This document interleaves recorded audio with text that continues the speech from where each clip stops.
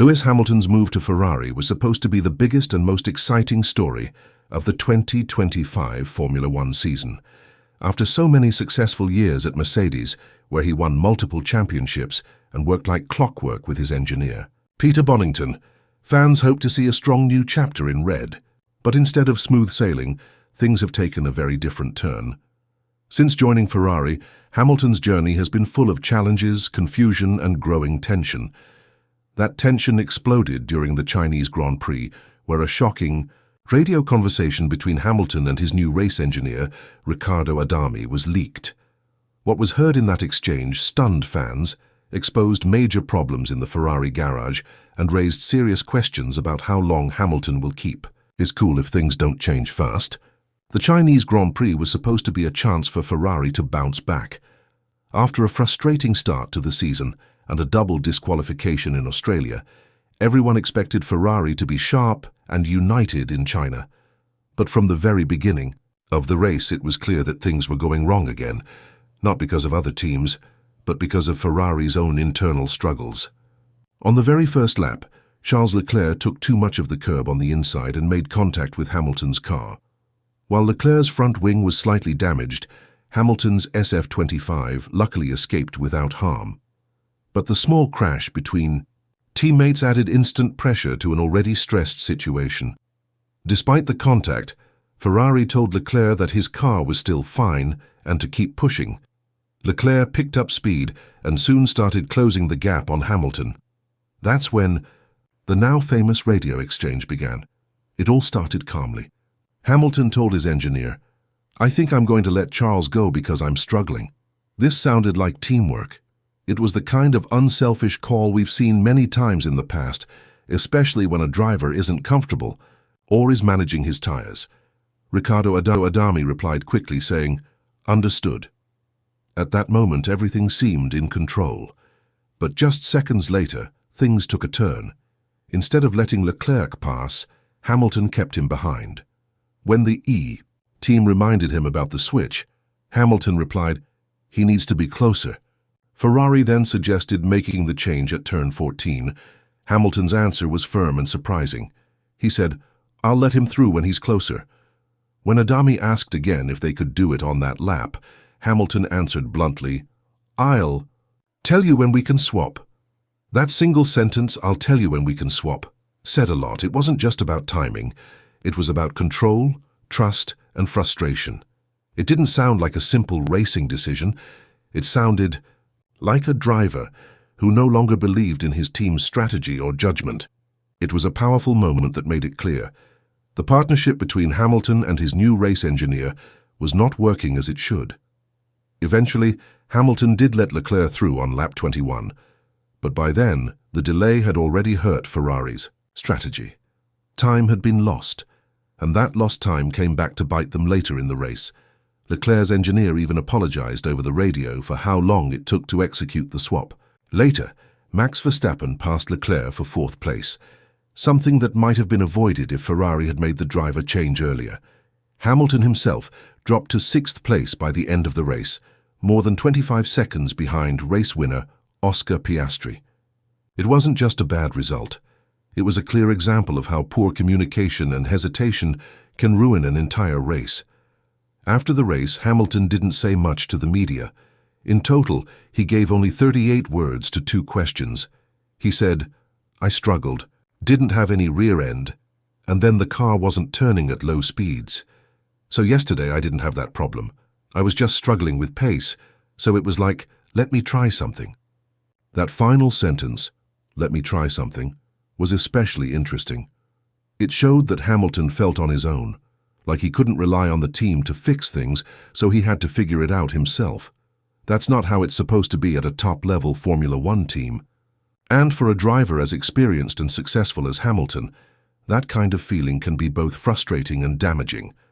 This radio exchange wasn't a one-time event. It was the latest in a growing pattern. Just one race before, in Australia, Hamilton told Adami, "Leave me to it," when the engineer gave him too much information during a chaotic part of the race. That message showed that Hamilton was already feeling overwhelmed or distracted by the communication coming from the pit wall. Now just one race later, he's refusing to follow a team order without total control over when and how it happens. These aren't isolated events. They're signs of a deeper problem. A pattern of mistrust, confusion, and disappointment. One major difference between Hamilton's time at Mercedes and his time at Ferrari is the relationship with his race engineer. At Mercedes, Hamilton and Peter Bonington, known as Bono, had a connection that was more than just technical. It was based on deep trust, understanding, and rhythm. They could speak without speaking too much. Bono knew when to give information and when to stay quiet. He knew how Hamilton thought and raced. That kind of connection takes years to build. At Ferrari, that same connection is not there. With Riccardo Adami, Hamilton is still trying to find common ground. But the recent radio exchanges show that the connection isn't forming naturally. Instead, it's becoming a weakness. In Formula One, timing and communication are everything.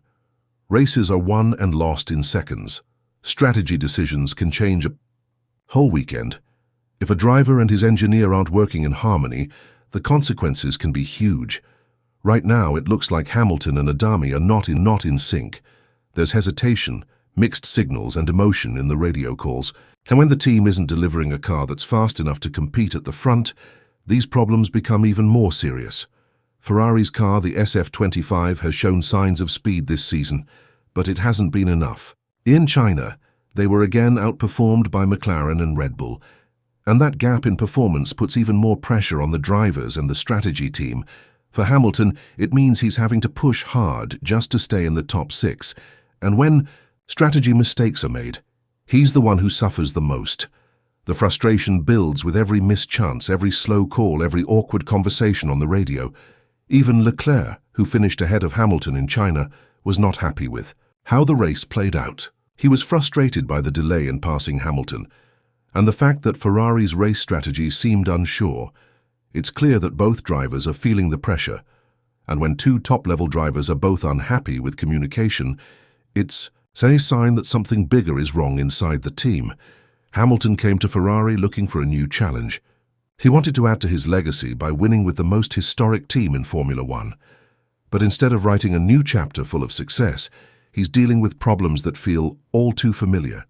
Communication breakdowns, strategy mistakes, teammate tension. All of these things have followed Hamilton to Ferrari, and they're threatening to ruin his season before it really gets going. The big question now is whether Ferrari can fix this before it gets worse.